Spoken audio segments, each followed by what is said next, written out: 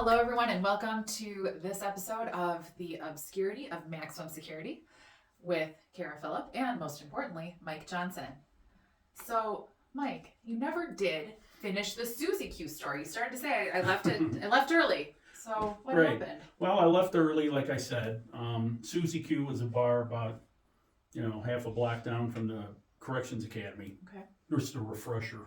And I left about 10:30 because the next morning was graduation, and then we were going to get on the bus. So I went back to the dorm to pack.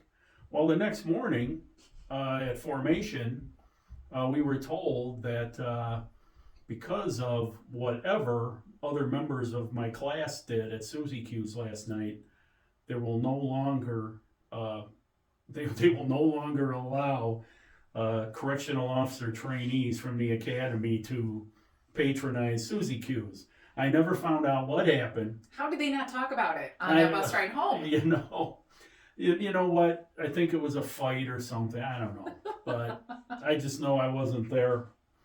And so anyway, other than that, I also wanted to mention that starting pay back in 1984 was $1,300 a month before taxes. We also got 2 weeks paid vacation a year. We had health care, and there was also a pension plan. So there were perks. That pension plan is worth its weight in gold. And of course, well, back then I'm in my 20s and I could care less about health care and a pension plan. But man, am I glad I had now all who that. cares now, what they were paying for hourly? So what is that per hour? But that was still pretty good then, right? $1,300 a month. It was salary, and I'm gonna do the math. Yeah, and I'll put the math in here. Okay, and but yeah, and then of course I got a raise about 6 months later. But anyway, another thing happened in the academy. I forgot to tell you, because I'm getting old.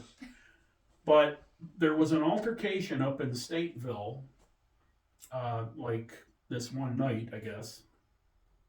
So the next morning we wake up and there's buses out in front there, and they bust all of us up to Stateville to help shake down. Oh. So that was a good training thing too, because you learn how to shake down cells, and so they split us up into groups, and my group went to one of the old Roundhouses at Stateville, which I don't even know if there's one left now. I know at one time there was one left, but I thought there still was. Yeah, one was closed and one was open. I don't know. So we go to this Roundhouse at Stateville, and I'm up on 4 gallery, and we're shaking down the cells.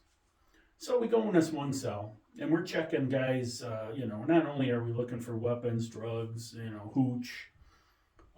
Which we did find some hooch, and it was so thick you had to eat it with a spoon. Hooch is homemade alcohol. But the story that I recall most vividly was this guy had a TV, and you look for an engraved name and number on the TV. And this was before the clear ones. This is, okay. And anyway,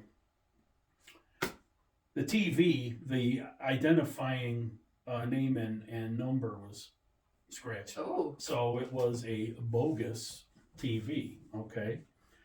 So, we told the lieutenant who was standing out on the gallery, and, we're like, just going to pick it up. Hey, Lou, we got a bogus TV. Mm-hmm. And this inmate who was standing in the doorway goes, if I can't have it, nobody can. And he grabbed it and threw it off a 4 gallery in that roundhouse. Oh. And I'm like, I got to see this thing hit. So I was following him anyway, and then I got out there, and I just had to see that TV drop 4 floors and hit that concrete floor. Boom! Because it's the Roundhouse, everybody saw that. Oh, it was something to see. So anyway, I wound up on 3 to 11 shift after orientation week. We drew numbers, I think I mentioned. We talked about the numbers. Yeah, and I was kind of in the middle, and they only needed a few people on days and 1 on midnights, and so I wound up on 3 to 11, which was fine. And I had Wednesdays and Thursdays off, I think I mentioned. But my first assignment was the dining room. Okay, working, and it was the old dining room. Oh, okay. Okay, not the one that's there now.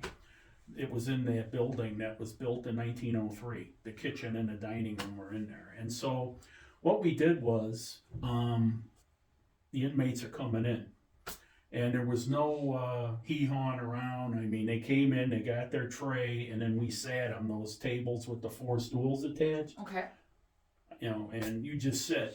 We filled them up as they come out off the chow line. You know, if you don't like somebody that's sitting at the table with you, you should have thought about that when you were standing in line. You know? So everybody, they're not eating in their cells. They're all coming out of their cells, Yeah. out of the galleries, Right. into a different building to eat. Right. They every only single time. only ate in their cells if there was a lockdown. Okay. And of course, segregation ate in their cells, Different both story. west and north. But I'm sure we'll touch on all We'll that. touch on all that. So anyway, I'm working the line. Now there's a lieutenant in there, you know, and he told me what to do. It was my first day, you know, and he used to like to chew tobacco. And he goes, okay, now, you know, make sure they go through the line. They only go through once. You sit them, they fill up every seat going down the line, you know, just like I told you, without the you know, anyway. So, okay, we're filling it all up. And he's standing there and he sneezes. And some of the wad come out, inmate sitting there, and it like lands in his tray. And I'm like, oh boy, you know, but it you know, the guy didn't go nuts or anything. The lieutenant walked over and he picked his tray up and he goes, get yourself another tray. So the guy went up and got another tray and, you know, sat down with that. I wonder how often that happened. You know, that he just so calmly. Another thing that happened on 3 to 11, inmates took over 2 gallery in the West Cell House. And they jammed. Now, they didn't have the bar gates on the ends of the galleries or the solid doors that you've seen. Used to be like cyclone fencing attached to like aluminum pipe frames. Oh, okay. And had a padlock holding it shut. Okay. So anyway, they took over 2 gallery and jammed the lock or whatever. So they got the fire hose out and they're blasting the fire hose through the gate on the front of 2.